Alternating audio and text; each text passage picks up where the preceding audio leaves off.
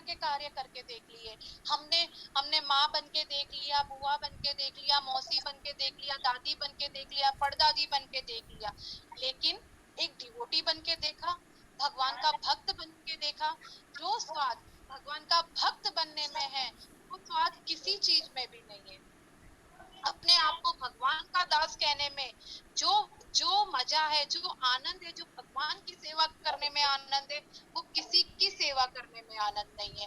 यहाँ पे प्रभुपाद जी हमको इसी बात को समझा रहे हैं कि जब हम इस चीज को समझ जाते हैं कि हम कुछ भी नहीं है, हम एक रोल प्ले करने आए हैं, और ये जो भौतिक जगत है, ये भौतिक जगत है, वो एक शाश्वतम दुखालयम है।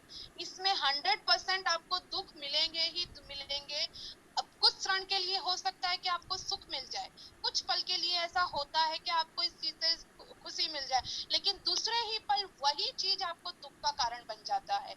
ये 100% गारंटी है। लेकिन भगवान का जो धाम है, उसमें कहीं पे भी दुख का कोई लेना देना ही नहीं है। वहां पे सब कुछ अच्छा है, सब कुछ सुखी है। वो धाम जो है वो एकदम भगवान के स्वामित्व में चलने वाला धाम, और उसमें कुछ भी द्वैत नहीं है।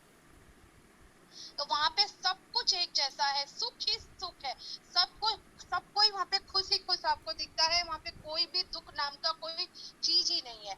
और सबसे बड़ी बात, जब हम इस चीज को स्वीकार कर लेंगे कि हम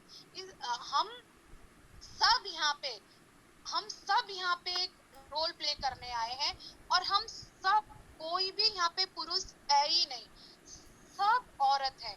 सब औरत का मतलब होता है कि सेवा भाव में, हर कोई यहाँ पे सेवा भाव में है। प्रकृति का मतलब ही ये है कि पुरुष पुरुष सिर्फ और सिर्फ एक ही है। कौन है वो? सिर्फ भगवान श्री कृष्ण है, और हम सब प्रकृति है।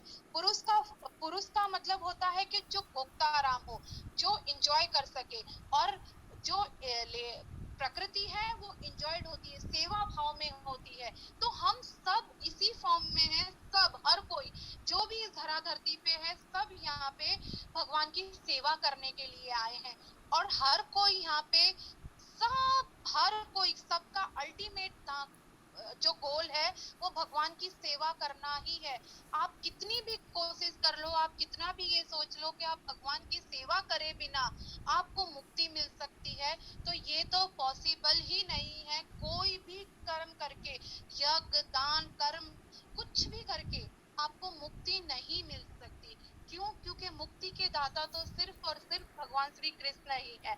इसीलिए हमको अगर अपने आप को निखारना है और अपने आप को वापस अपने धाम पे ले जाना है, तो हमें कृष्णा भावना अमृत जितना जल्दी हो सके उतना जल्दी अपने जीवन में उतार लेना है। और उसके लिए सबसे सरलतम विधि भगवान चैतन्य महाप्रभु ने हमारे लिए बनाई है, वो है हरे कृष्णा कृष्णा कृष्णा हरे हरे, हरे राम राम राम हरे हरे। कलयुग के लिए चैतन्य महाप्रभु ने सबसे सरलतम विधि हमारे लिए बताई है। इस नाम का जप करके, इस नाम को बार बार रट के हम अपने धाम को वापस जा सकते हैं।